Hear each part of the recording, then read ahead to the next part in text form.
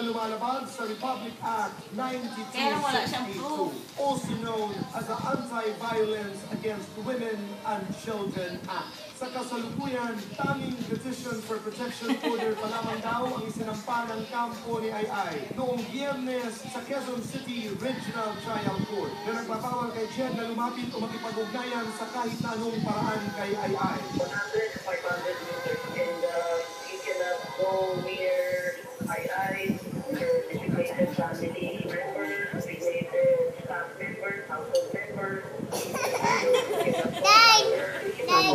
One more.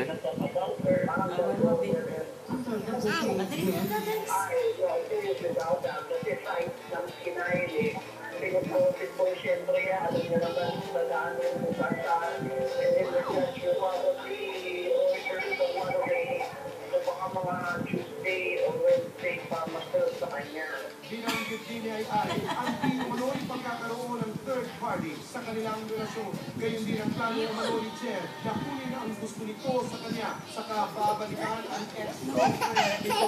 Subalit paliwanag ng abogado ni Ai, kasalukuyan pa nilang pinag-uusapan kung magsasampa sila ng kaso laban kay Jed kaugnay sa usaping ito. Bukod sa di umano'y physical violence at third party, isa pang mainit na pinag-usapan ng kontrobersyal na regalo ni Ai kay Jed. Noong araw na sinaktan umano siya nito, isang mamahaling kotse na di umano'y nagkakahalaga ng humigit kung 3 milyong piso.